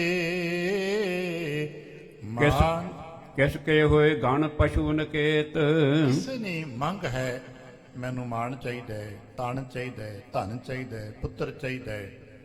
ਤੇ ਕੋਈ ਕਿਉਂਕਿ ਉਸ ਵਕਤ ਸਾਡਾ ਜੋ ਪਰਿਵਾਰਕ ਸਿਲਸਿਲਾ ਚੱਲਦਾ ਹੈ ਤੇ ਵਿਹਾਰ ਜਿਹਦੇ ਨਾਲ ਚੱਲਦਾ ਹੈ, ਅੱਜ ਸਾਡੇ ਕੋਲ ਮਸ਼ੀਨਰੀਜ਼ ਨੇ, ਉਦੋਂ ਮਸ਼ੀਨਰ ਨਹੀਂ ਹੈ, ਉਦੋਂ ਪਸ਼ੂ ਹੀ ਸਭ ਤੋਂ ਵੱਡਾ ਧਨ ਮੰਨਿਆ ਜਾਂਦਾ ਰਿਹਾ। ਅੱਜ ਜਿਵੇਂ ਅਸੀਂ ਮੁਦਰਾ ਨੂੰ, ਧਨ ਨੂੰ, ਬੈਂਕ ਬੈਲੈਂਸ ਨੂੰ ਧਨ ਮੰਨਦੇ ਹਾਂ ਨਾ, ਕਿਸੇ ਵਕਤ ਮੰਨਿਆ ਜਾਂਦਾ ਸੀ ਕਿਸੇ ਕੋ ਗਾਂ ਕਿਤਨੀ ਹੈ, ਕਿਸੇ ਕੋ ਮੱਝੀਆਂ ਕਿਤਨੀਆਂ ਨੇ, ਕਿਸੇ ਕੇ ਬਲਦ ਕਿਤਨੇ ਨੇ। ਉਦੋਂ ਇਹ ਧਨ ਹੁੰਦਾ ਸੀ। ਜੇ ਕਿਸੇ ਦੇ ਵਿਹੜੇ 'ਚ 10 ਮੱਝਾਂ ਬੱਝੀਆਂ ਨੇ, 4 ਬਲਦ ਬੱਝੇ ਨੇ, ਅਮੀਰ ਮੰਨਿਆ ਜਾਂਦਾ ਸੀ। ਭਾਵ ਕਿੰਨੇ ਹੜਾਂ ਦੀ ਵਾਹੀ ਹੈ ਇਹ ਤੋਂ ਗਿਣਿਆ ਜਾਂਦਾ ਸੀ। ਉਦੋਂ ਹੋਰ ਅਮੀਰੀ ਦਾ ਢੰਗ ਨਹੀਂ ਸੀ ਕਿ ਉਹਦੇ ਕੋਲ ਕਿੰਨੀਆਂ ਕਾਰਾਂ ਨੇ ਤੇ ਕਿਤਨੇ ਟਰੈਕਟਰਸ ਨੇ।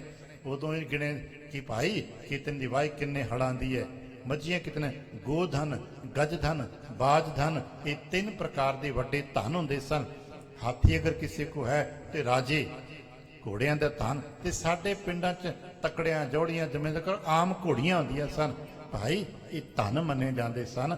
ਪਸ਼ੂ ਧਨ ਇੱਕ ਬਹੁਤ ਵੱਡਾ ਧਨ ਮੰਨਿਆ ਜਾਂਦਾ ਸੀ ਉਸ ਵਕਤ। ਤੇ ਭਾਈ ਬਹੁਤ ਸਾਰੇ ਉਹ ਨੇ ਜੋ ਸੇਵਾ ਕਰਕੇ ਕਹਿੰਦੇ, ਮਹਾਰਾਜ ਮੇਰੀ ਗਾਂ ਮੱਝੀਆਂ। ਸ਼ਾਇਦ ਉਦੋਂ ਦਾ ਇਹ ਮੁਹਾਵਰਾ ਹੈ, ਦੁੱਧ ਪੁੱਤ। ਇਹ ਮੁਹਾਵਰਾ ਉਦੋਂ ਦਾ ਸਾਡੇ ਸਮਾਜ ਦਾ ਹੈ ਵੀ ਕਿਸੇ ਪਰਿਵਾਰ 'ਚ ਸੰਤਾਨ ਜੇ 4 ਬੱਚੇ ਨੇ, ਕਹਿਣਾ ਜਿਹਦੇ 4 ਪੁੱਤਰ ਨੇ, ਉਹਦਾ ਤੇ ਘਰ ਵਾਸਤਾ ਜਦ ਚਾਰੇ ਜਵਾਨ ਹੋਣਗੇ, 4 ਬੰਦੇ ਘਰ ਦੇ ਕੰਮ ਕਰਨ ਵਾਲੇ ਤਿਆਰ ਹੋ ਜਾਣਗੇ।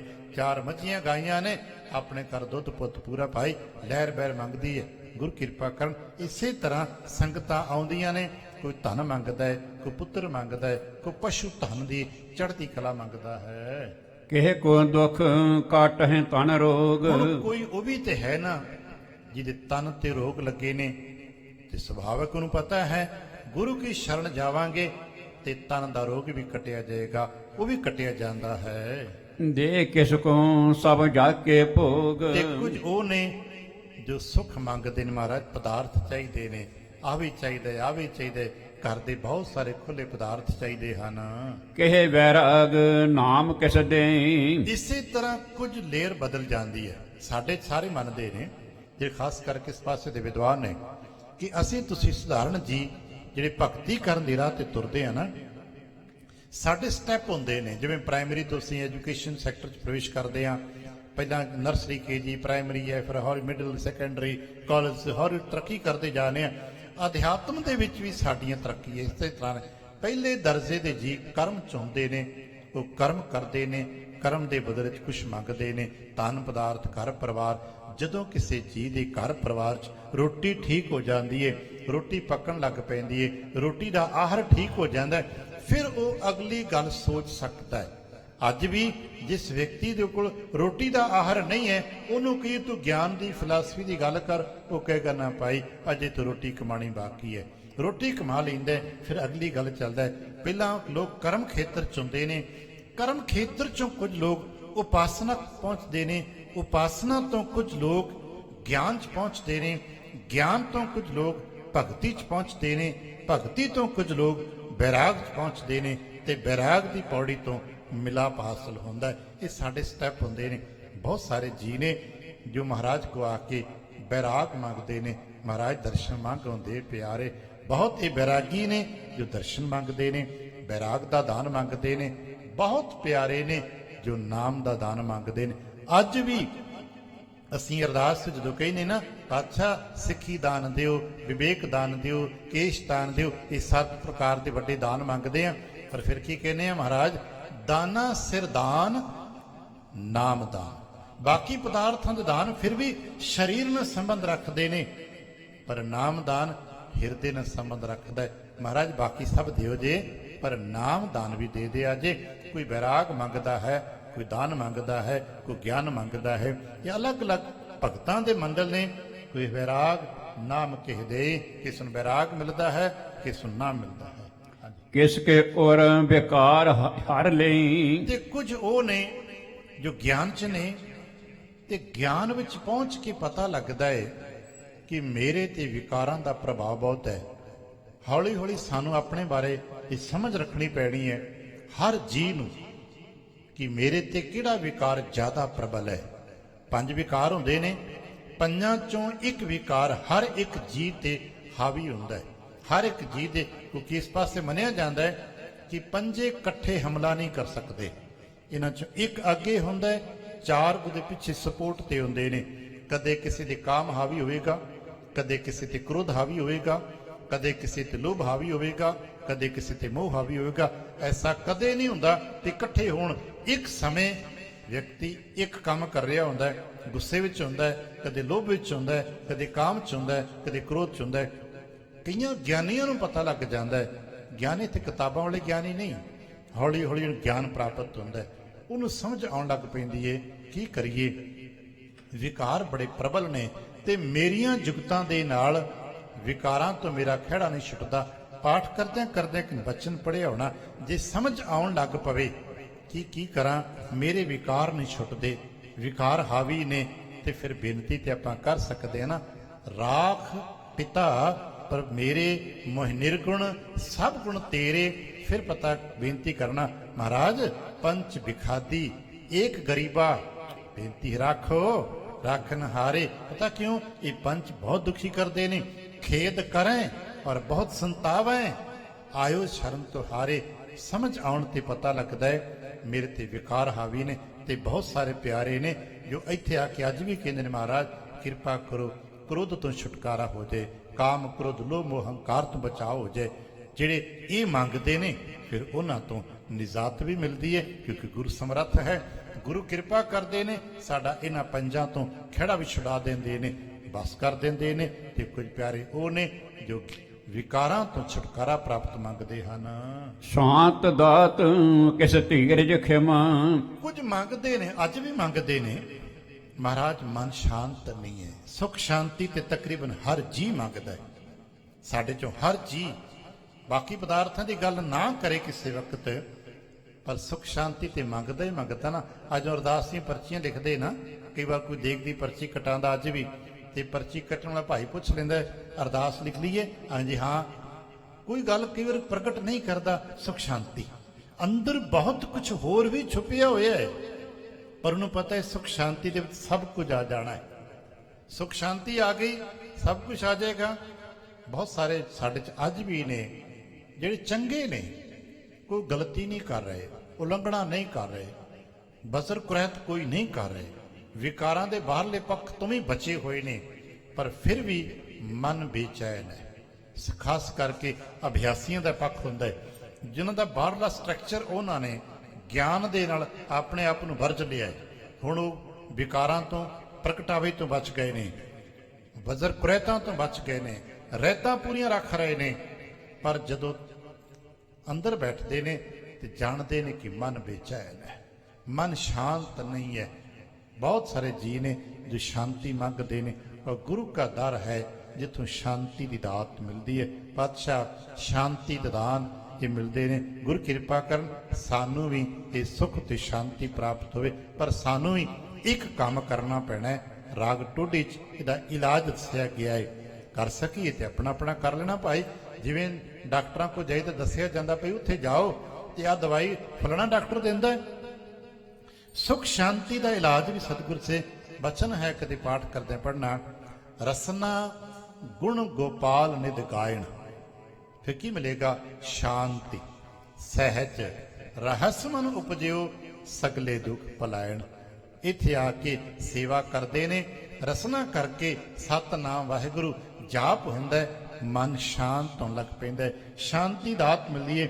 ਤੇ ਸ਼ਾਂਤੀ ਦਾ ਹੀ ਅਗਲਾ ਪੜਾਅ ਹੁੰਦਾ ਹੈ, ਫਿਰ ਧੀਰਜ ਮਿਲਣ ਲੱਗ ਪੈਂਦਾ ਹੈ, ਫਿਰ ਸਹਿਨ ਸ਼ਕਤੀ ਵੀ ਪ੍ਰਾਪਤ ਹੋਣ ਲੱਗ ਪੈਂਦੀ ਹੈ। ਦਇਆ ਸੰਤੋਖ ਦਇਓ ਕਿਸ ਜਮਾ। ਤੇ ਕਿਸੇ ਨੂੰ ਦਇਆ ਮਿਲ ਗਈ। ਇਹ ਸ਼ੁਭ ਗੁਣ ਨੇ ਜਿਹੜੇ ਆਪਾਂ ਪੰਜ ਵਿਕਾਰਾਂ ਤੋਂ ਬਚਣਾ ਹੈ, ਤੇ ਪੰਜ ਸ਼ੁਭ ਗੁਣ ਅਸਾਂ ਗ੍ਰਹਿਣ ਕਰਨੇ ਨੇ। ਗੁਰੂ ਸਿੱਖ ਜਦੋਂ ਸੰਗਤ ਵਿੱਚ ਆਉਂਦਾ ਹੈ ਤੇ ਮਹਾਰਾਜ ਦੀ ਕਿਰਪਾ ਦੇ ਸਦਕੇ ਜਿੱਥੇ ਪੰਜਾਂ ਵਿਕਾਰਾਂ ਤੋਂ ਇਹਦਾ ਛੁਟਕਾਰਾ ਹੁੰਦਾ ਹੈ, ਇੱਥੇ ਗੁਰ ਸੰਗਤ ਵਿੱਚ ਇਸ ਨੂੰ ਪੰਜ ਸ਼ੁਭ ਗੁਣ ਮਿਲਦੇ ਨੇ। ਸਤ, ਸੰਤੋਖ, ਦਇਆ, ਧਰਮ ਤੇ ਧੀਰਜ। ਇਹ ਪੰਜ ਸ਼ੁਭ ਗੁਣ ਨੇ ਜਿਹੜੇ ਅਸਾਂ ਇੱਥੇ ਆ ਕੇ ਪ੍ਰਾਪਤ ਕਰਨੇ ਨੇ, ਔਰ ਸੰਗਤ ਵਿੱਚੋਂ ਗੁਰੂ ਕੀ ਕਿਰਪਾ ਦੇ ਸਦਕੇ ਇਹ ਸੁੱਤੇ ਸਿੱਧ ਪ੍ਰਾਪਤ ਹੁੰਦੇ ਹਨ। ਭਾਵ ਭਗਤ ਸਿਮਰਨ ਸਤਨਾਮ। ਭਾਵ ਭਗਤੀ ਪ੍ਰਾਪਤ ਹੁੰਦੀ ਹੈ। ਸਤਨਾਮ ਦਾ ਸਿਮਰਨ ਅਸੀਂ ਸਾਰੇ ਮੰਗਦੇ, ਮਹਾਰਾਜ ਕਿਰਪਾ ਹੋਵੇ ਮੈਨੂੰ ਵੀ ਨਾਮ ਦਾ ਦਾਨ ਮਿਲ ਜਾਏ ਤੇ ਮੇਰੇ ਅੰਦਰ ਵੀ ਨਾਮ ਦੀ ਰੌਂ। ਅਸੀਂ ਮੰਗਦੇ ਨਾ ਸਾਡਾ ਸਿਮਰਨ ਚੱਲ ਪਵੇ, ਜਪ ਕਰਨਾ ਸ਼ੁਰੂ ਕਰ ਦਈਏ। ਚਾਹੁੰਦੇ ਹਾਂ ਸਾਡੇ ਚੋਂ ਅਭਿਆਸੀ ਜਿਹੜੇ ਨਿਤਨੇਮੀ ਸਾਰੇ ਚਾਹੁੰਦੇ ਨੇ ਮੇਰੇ ਤੇ ਵੀ ਕਿਰਪਾ ਹੋ ਜਾਏ, ਪਰ ਕੀ ਕਰੀਏ, ਅਜੇ ਗੱਲ ਬਣਦੀ ਕੋਈ ਨਹੀਂ। ਮੰਗਦੇ ਹਾਂ ਮਹਾਰਾਜ ਮੈਨੂੰ ਵੀ ਨਾਮ ਜਪਣ ਦਾ ਵਾਲ ਆ ਜਾਏ, ਮੇਰੇ ਅੰਦਰ ਵੀ ਦਿਨ ਰਾਤ ਨਾਮ ਦੀ ਰੌਂ ਚੱਲਦੀ ਰਹੇ। ਮਿਲਦੀ ਹੈ ਇੱਥੋਂ ਜਿਨ੍ਹਾਂ ਨੂੰ ਜਾਗ ਲੱਗ ਜਾਂਦੀ, ਫਿਰ ਉਹਨਾਂ ਦੀ ਦਿਨ ਰਾਤ ਨਾਮ ਦੀ ਰੌਂ ਚੱਲ ਪੈਂਦੀ ਹੈ, ਸੁਰਤ ਤੁਰ ਪੈਂਦੀ ਹੈ, ਜਪਣ ਲੱਗ ਪੈਂਦੀ ਹੈ। ਇਸ਼ਨਾਨ ਦਾਨ ਸੋਚ ਸੰਜਮ ਸਾਮ। ਕਿਸੇ ਨੂੰ ਇਸ਼ਨਾਨ ਦੀ ਦਾਤ ਯਾਦ ਰੱਖਣਾ। ਇਸ਼ਨਾਨ ਇੱਕ ਤਾਂ ਪਵਿੱਤਰਤਾ ਦੀ ਦਾਤ ਮਿਲਦੀ ਹੈ। ਕਿਸੇ ਨੂੰ ਦਾਨ ਕਰਨਾ ਯਾਦ ਰੱਖਣਾ। ਧਨ ਹੋਣਾ ਇੱਕ ਹੋਰ ਚੀਜ਼ ਹੈ, ਪਰ ਦਾਨ ਕਰ ਸਕਣਾ, ਸੇਵਾ ਕਰ ਸਕਣਾ। ਇਹ ਸ਼ਬਦ ਨਾ ਆਪਾਂ ਨਾਮ ਦਾਨ ਇਸ਼ਨਾਨ ਮੰਗਦੇ ਹਾਂ, ਸਾਨੂੰ ਘਰੋਂ ਮਿਲਦਾ ਹੈ ਨਾ। ਸਤਿਗੁਰੂ ਪਾਤਸ਼ਾਹ ਸਾਹਿਬ ਜੀ ਜਦੋਂ ਆਪਣੇ ਸਿੱਖ ਦੀ ਕੰਡ ਤੇ ਆਪਣੀ ਬਖਸ਼ਿਸ਼ ਦਾ ਹੱਥ ਰੱਖਦੇ ਨੇ ਤੇ ਆਪਣੇ ਸਿੱਖ ਨੂੰ ਇਹ ਬਖਸ਼ਿਸ਼ਾਂ ਨਾਲ ਨਿਵਾਜਦੇ ਨੇ। ਭਾਈ ਸਾਹਿਬ ਗੁਰਦਾਸ ਸਾਹਿਬ ਜੀ ਨੇ ਇੱਕ ਥਾਂ ਦੱਸਿਆ ਕਿ ਜਦੋਂ ਸਿੱਖ ਬਾਹਰੋਂ ਆ ਕੇ ਇੱਥੇ ਮੱਥਾ ਟੇਕਦਾ ਹੈ ਤੇ ਗੁਰੂ ਕਿਰਪਾ ਕਰਕੇ ਜਦੋਂ ਤੇ ਆਪਣੇ ਰਹਿਮਤ ਦਾ ਹੱਥ ਰੱਖਦੇ ਨੇ, ਸਿੱਖ ਦੇ ਅੰਦਰੋਂ 6 ਚੀਜ਼ਾਂ ਕੱਢ ਦਿੰਦੇ ਨੇ, 6 ਵਿਕਾਰ ਦੇ ਟੁਕੜੇ ਕੱਢ ਦਿੰਦੇ ਨੇ।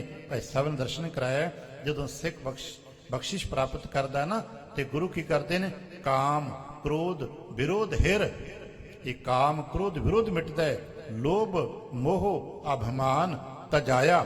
ਇਹ ਤਜਾ ਦਿੱਤਾ, ਤਿਆਗ। ਭਾਈ ਗੁਰਸਿੱਖਾ ਆਪਣੇ ਅੰਦਰ 6 ਚੀਜ਼ਾਂ ਛੱਡ ਦੇ। ਸਿੱਖ ਦੀਆਂ 6 ਚੀਜ਼ਾਂ ਛੁਡਾ ਦਿੱਤੀਆਂ ਜਾਂਦੀਆਂ ਨੇ।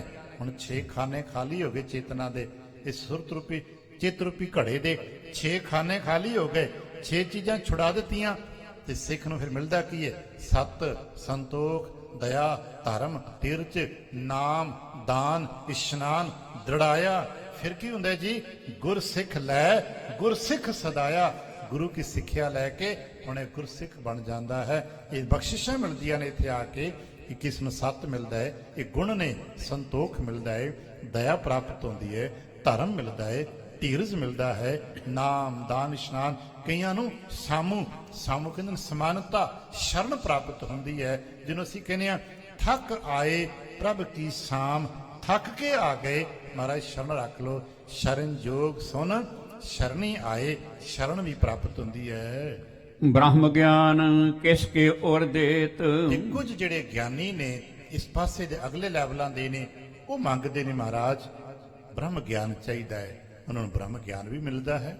ਹਾਂਜੀ, ਕਿਸ ਹੰਤਾ ਮਮਤਾ ਹਰ ਲੇਤ। ਕਿਉਂਕਿ ਜਿੱਥੇ ਪ੍ਰਾਪਤੀਆਂ ਹੁੰਦੀਆਂ ਨੇ ਉੱਥੇ ਕਿਸੇ ਦੀ ਅੰਦਰ ਹੰਤਾ, ਜੋ ਅਹੰਕਾਰ ਦੇ ਨਾਲ ਸੰਬੰਧ ਰੱਖਦੇ ਹੋਇਆਂ ਹੰਸ ਹੇਤ ਲੋਭ ਕੋਪ ਚਾਰ ਨਦੀਆਂ ਆਗ ਵਿੱਚੋਂ ਤਨ ਹੰਤਾ ਹੁੰਦੀ ਹੈ। ਮੈਂ ਹੀ ਸਭ ਕੁਝ ਹਾਂ, ਆਪਣੇ ਤਨ ਦੇ ਨਾਲ ਜੁੜੇ ਹੋਏ, ਇਹ ਹੰਤਾ ਵਿਨਾਸ਼ ਹੁੰਦੀ ਹੈ, ਮਮਤਾ ਵਿਨਾਸ਼ ਹੁੰਦੀ ਹੈ। ਇਸੇ ਤਰ੍ਹਾਂ ਜੋ ਵਿਕਰਤ ਪ੍ਰਵਰਤੀਆਂ ਨੇ, ਇਸ ਨੂੰ 25 ਪ੍ਰਕਾਰ ਦੀਆਂ ਪ੍ਰਵਰਤੀਆਂ ਕਿਹਾ ਜਾਂਦਾ ਹੈ। 25 ਪ੍ਰਕਾਰ ਦੀਆਂ ਸਾਡੀਆਂ ਬਿਰਤੀਆਂ ਹੁੰਦੀਆਂ ਨੇ, ਉਹ ਸ਼ੁੱਧ ਹੁੰਦੀਆਂ ਨੇ। ਜਿਹੜੀ ਚੰਗੀਆਂ ਨੇ ਉਹ ਪ੍ਰਾਪਤ ਹੁੰਦੀਆਂ ਨੇ, ਜੋ ਮੰਦੀਆਂ ਨੇ ਉਹ ਕਟੀਆਂ ਜਾਂਦੀਆਂ ਨੇ। ਦੋਨੋਂ ਲੋਕਨ ਕੋ ਸੁਖ ਕਾਹੂ। ਤੇ ਗੁਰੂ ਕੀ ਕਿਰਪਾ ਦੇ ਨਾਲ ਦੋਨਾਂ ਲੋਕਾਂ ਦਾ ਸੁਖ ਮਿਲਦਾ ਹੈ। ਜਿਹਨੂੰ ਅਸੀਂ ਕਦੇ ਕਦੇ ਪੜ੍ਹਦੇ ਹਾਂ, ਲੋਕ ਸੁਖੀਏ ਪਰ ਲੋਕ ਸੁਹੇਲੇ ਹੋ ਜਾਂਦੇ ਹਨ। ਪ੍ਰੇਮ ਭਗਤ ਦੇਤ ਮਨ ਮਾਹੂ। ਤੇ ਸਭ ਨੂੰ ਪ੍ਰੇਮਾ ਭਗਤੀ ਮਿਲਦੀ, ਕਿਉਂਕਿ ਭਗਤੀ ਦੇ ਜੇ 9 ਪ੍ਰਕਾਰ ਲੋਕਾਂ ਨੇ, ਗਿਆਨੀਆਂ ਨੇ ਅਨਮਤਾਂ 'ਚ ਕਈ ਥਾਂ ਤੇ ਮੰਨੇ ਨੇ। ਅਸੀਂ ਉਹਨਾਂ ਦਾ ਇੱਥੇ ਚਰਚਾ ਨਹੀਂ ਕਰਦੇ, ਪਰ ਇੱਥੇ ਮੰਗਦੇ ਹਾਂ ਸਿੱਖ ਪ੍ਰੇਮਾ ਭਗਤੀ ਕਰਦਾ ਹੈ, ਪ੍ਰੇਮ ਦੇ ਨਾਲ ਸਤਨਾਮ ਵਾਹਿਗੁਰੂ ਜਾਪ ਕਰਦਾ ਹੈ, ਇਹ ਪ੍ਰੇਮਾ ਭਗਤੀ ਕਰਦਾ ਹੈ। ਮਹਾ ਪ੍ਰੀਤ ਜਾਗੀ ਸਿੱਖ ਗਨ ਮੈਂ। ਇੰਜ ਸਿੱਖਾਂ ਦੇ ਵਿੱਚ ਸਤਿਗੁਰੂ ਪਾਤਸ਼ਾਹ ਸਾਹਿਬ ਜੀ ਦੇ ਬਖਸ਼ੇ ਉਤਸ਼ਾਹ ਦੇ ਸਦਕੇ ਬਹੁਤ ਵੱਡੀ ਪ੍ਰੀਤ, ਮਹਾ ਪ੍ਰੀਤ ਸਿੱਖ ਸੰਗਤ ਦੇ ਵਿੱਚੋਂ ਉਤਸ਼ਾਹ ਨਾਲ ਜਾਗੀ ਹੋਈ ਹੈ। ਕਰਹਿ ਕਾਰ ਲਾਹਾ ਲੱਖ ਮਨ ਮੈਂ। ਤੇ ਹਰ ਕੋਈ ਜੀ ਸਿੱਖ ਸੰਗਤ ਸੇਵਾ ਕਰ ਰਿਹਾ ਹੈ, ਤੇ ਸੇਵਾ ਕਰ ਕਰਕੇ ਇੱਥੇ ਲਾਹਾ ਖੱਟ ਰਹੇ ਹਨ। ਦੋਹਰਾ ਇਮ ਉਧਾਰ ਤਰ ਆਤਮਾ ਨਾਰ ਗਨ ਕੀਨ ਨਿਹਾਲ। ਇਸ ਤਰ੍ਹਾਂ ਇੱਥੇ ਬਚਨ ਆਇਆ ਉਦਾਰ ਤਰ ਆਤਮਾ, ਜੋ ਉਦਾਰ ਹੈ ਹਮੇਸ਼ਾ ਹੀ ਬਖਸ਼ਿਸ਼ਾਂ ਕਰਦੇ, ਭਾਵ ਸਤਿਗੁਰੂ। ਇੰਜ ਸਤਿਗੁਰੂ ਪਾਤਸ਼ਾਹ ਸਾਹਿਬ ਜੀ ਨੇ ਅਨੇਕ ਜੀਆਂ ਨੂੰ ਨਿਹਾਲ ਕਰ ਦਿੱਤਾ ਹੈ, ਬਖਸ਼ਿਸ਼ਾਂ ਦੇ ਨਾਲ ਨਿਵਾਜ ਦਿੱਤਾ ਹੈ। ਫੂਲੇ ਕੀਰਤ ਮਾਲ ਤੇ ਘਰ ਘਰ ਵੇਖੈ ਵਿਸਾਲ। ਜਿਵੇਂ ਕਦੇ ਕਦੇ ਵੇਖਿਆ ਹੋਣਾ ਹੈ, ਬਾਗਾਂ ਦੇ ਵਿੱਚ ਮਾਲਤੀ ਇੱਕ ਫੁੱਲ ਹੁੰਦਾ ਹੈ, ਆਨੂੰ ਕਿਤੇ ਕਿਤੇ ਲੋਕ ਰਾਤ ਦੀ ਰਾਣੀ ਵੀ ਕਹਿੰਦੇ ਨੇ। ਇੱਧਰ ਤੇ ਪਤਾ ਨਹੀਂ ਉਹਨੂੰ ਬਗੀਚਿਆਂ 'ਚ ਕਿਸ ਨਾਂ ਤੇ ਕਿਸ ਰੂਪ 'ਚ ਕੀ ਮਿਲਦਾ ਹੈ। ਅਸੀਂ ਉਸ ਪਾਸੇ ਦੇਖਿਆ ਹੈ, ਉਹ ਰਾਤ ਨੂੰ ਛੋਟਾ ਛੋਟਾ ਫੁੱਲ ਖਿਲਦਾ ਹੈ, ਦੂਰ ਤੱਕ ਉਹਦੀ ਖੁਸ਼ਬੂ ਆਪਣੇ ਆਪ ਫੈਲ ਜਾਂਦੀ ਹੈ। ਹਵਾ ਦੇ ਮਾੜੇ ਜਿਹੇ ਬੁੱਲਾ ਆਉਣ ਤੇ ਵੀ ਦੂਰ ਦੂਰ ਤੱਕ ਉਹਦੀ ਖੁਸ਼ਬੂ ਫੈਲਦੀ ਹੈ, ਪਤਾ ਲੱਗ ਜਾਂਦਾ ਹੈ ਜੀ ਇੱਥੇ ਰਾਤ ਕੀ ਰਾਣੀ ਦਾ ਫੁੱਲ ਖਿੜਿਆ। ਉਹਨੂੰ ਸਾਹਿਤਕ ਸ਼ਬਦਾਂ 'ਚ ਮਾਲਤੀ ਕਹਿੰਦੇ ਨੇ। ਮਾਲਤੀ ਦਾ ਫੁੱਲ ਖਿੜੇ, ਦੂਰ ਦੂਰ ਤੱਕ ਖੁਸ਼ਬੂ ਫੈਲਦੀ ਹੈ। ਇੰਜ ਹੀ ਇਹ ਮਾਨੋ ਸੰਸਾਰ ਰੂਪੀ ਬਾਗ ਦੇ ਵਿੱਚ ਸ਼੍ਰੀ ਅੰਮ੍ਰਿਤਸਰ ਸਾਹਿਬ ਜੀ ਕੇ ਮੁਕਾਮ ਤੇ ਇਹ ਸੇਵਾ ਦਾ ਇੱਕ ਮਾਲਤੀ ਦਾ ਫੁੱਲ ਖਿੜ ਗਿਆ ਹੈ। ਉਹਦੀ ਖੁਸ਼ਬੂ ਦੂਰ ਦੂਰ ਤੱਕ ਫੈਲ ਰਹੀ ਹੈ, ਤੇ ਖੁਸ਼ਬੂ 'ਚ ਵੱਜੇ ਹੋਏ ਭਵਰਿਆਂ ਵਾਂਗ ਸਿੱਖ ਇੱਥੇ ਪਹੁੰਚ ਰਹੇ ਹਨ। ਜਿਸ ਕੇ ਹੋਏ ਕਾਮ ਨਾ ਆਵੇ। ਤੇ ਜਿਸ ਜਿਸ ਸਿੱਖ ਦੇ ਅੰਦਰ ਕਿਸੇ ਜਿਸ ਪ੍ਰਕਾਰ ਦੀ ਕਾਮਨਾ ਹੈ, ਕਿਉਂਕਿ ਕਾਮਨਾ ਦੇ ਸਾਡੇ ਵੱਡੇ 2 ਹੀ ਲੈਵਲ ਹੁੰਦੇ ਨੇ, ਇਹ ਸੰਸਾਰ ਦੀ ਕਾਮਨਾ ਹੈ, ਨਿਰੰਕਾਰ ਦੀ ਕਾਮਨਾ ਹੈ। ਉਹ ਕਾਮਨਾਵਾਂ ਧਰ ਕੇ ਆਉਂਦੇ ਹਨ ਤੇ ਗੁਰੂ ਦਰੋਂ ਬਖਸ਼ਿਸ਼ਾਂ ਲੈਂਦੇ ਹਨ। ਤੀਰਥਕਾਰ ਕਰਹਿ ਚਿਤ ਲਾਵੇ। ਕਰਨੇ ਤੇ ਸੇਵਾ ਹੀ ਪੈਣੀ ਆ। ਅੱਜ ਵੀ ਸਾਨੂੰ ਆਪਣੀਆਂ ਮਨੋ ਕਾਮਨਾ ਪੂਰੀਆਂ ਕਰਨ ਵਾਸਤੇ ਕੁਝ ਤੇ ਕਰਨਾ ਪੈਂਦਾ ਹੈ। ਐਸਾ ਤੇ ਹੈ ਹੀ ਨਹੀਂ ਕਿ ਕੁਝ ਹੀ ਕਰੀਏ ਹੀ ਨਾ ਤੇ ਸਭ ਕੁਝ ਮਿਲ ਜਾਏ। ਦੁਨੀਆ ਦੇ ਗਿਆਨੀ ਕਹਿੰਦੇ ਨੇ ਸੰਸਾਰ ਵਿੱਚੋਂ ਕੁਝ ਪ੍ਰਾਪਤ ਕਰਨਾ ਹੈ ਤੇ ਕੀਮਤ ਤੇ ਅਦਾ ਕਰਨੀ ਪੈਣੀ ਹੈ। ਬਸ ਕੀਮਤ ਦੇ ਪੱਖ ਅਲੱਗ-ਅਲੱਗ ਹੁੰਦੇ ਨੇ। ਬਾਜ਼ਾਰ ਵਿੱਚੋਂ ਅਸੀਂ ਧਨ ਦੇ ਕੇ ਵਸਤੂਆਂ ਪ੍ਰਾਪਤ ਕਰਦੇ ਹਾਂ, ਇੱਥੇ ਧਨ ਦੇ ਕੇ ਨਹੀਂ, ਕਿਤੇ ਅਸੀਂ ਸਮਾਂ ਦੇ ਕੇ। ਯਾਦ ਰੱਖਣਾ, ਸੇਵਾ ਦੇ ਵਿੱਚ ਵੀ ਸਮਾਂ ਹੀ ਲੱਗਦਾ ਹੈ, ਸਿਮਰਨ ਕਰਦਿਆਂ ਵੀ ਸਮਾਂ ਹੀ ਲੱਗਦਾ ਹੈ। ਉਹ ਵੱਖਰੀ ਗੱਲ ਹੈ ਕਿ ਜਿਉਂ-ਜਿਉਂ ਜਪੀ ਦਾ ਅਭਿਆਸੀ ਦਾ ਲੈਵਲ ਉੱਚਾ ਹੁੰਦਾ ਜਾਂਦਾ ਹੈ, ਉਹਦੇ ਸਮੇਂ ਦੇ ਮੁੱਲ ਵੱਧਦਾ ਚਲਾ ਜਾਂਦਾ ਹੈ। ਤੇ ਇਸੇ ਤਰ੍ਹਾਂ ਜੋ ਸੇਵਾ ਕਰਦਾ ਹੈ ਉਹ ਬਖਸ਼ਿਸ਼ਾਂ ਕਾਮਨਾਵਾਂ ਪ੍ਰਾਪਤ ਕਰਦਾ ਹੈ, ਗੁਰੂ ਕੇ ਦਰ ਤੋਂ ਮਿਲਦਾ ਹੈ। ਕੇਤਕ ਸਿੱਖਣ ਕੋ ਇਹ ਨਾਮ। ਤੇ ਬਹੁਤ ਸਾਰੇ ਸਿੱਖ ਸੇਵਾ ਕਰਦੇ ਨੇ। ਹਾਲਾਂਕਿ ਸਾਰੇ ਹਜ਼ਾਰਾਂ ਸਿੱਖਾਂ ਦਾ ਅਸੀਂ ਨਾਮ ਨਹੀਂ ਲੈ ਸਕਦੇ, ਪਰ ਫਿਰ ਵੀ ਜਿਹੜੇ ਮੁਖੀ ਹੁੰਦੇ ਨੇ ਉਹਨਾਂ ਦੇ ਨਾਂ ਤੇ ਸਦਾ ਹੀ ਚਮਕਦੇ ਰਹਿੰਦੇ ਨਾ, ਔਰ ਉਹਨਾਂ ਚਮਕਦੇ ਹੋ ਕੁਝ ਨਾਵਾਂ ਦਾ ਦਰਸ਼ਨ ਵੀ ਅਸੀਂ ਕਰਦੇ ਹਾਂ। ਵਰਣਨ ਕਰਹੁ ਸੁਨਹੁ ਅਬਿਰਾਮ। ਮਹਾਂਕਵੀ ਸੰਤੋਖ ਸਿੰਘ ਜੀ ਕਹਿੰਦੇ ਕਿ ਮੈਂ ਸਾਰੇ ਸਿੱਖਾਂ ਦਾ ਨਾਂ ਨਹੀਂ ਲੈ ਸਕਦਾ।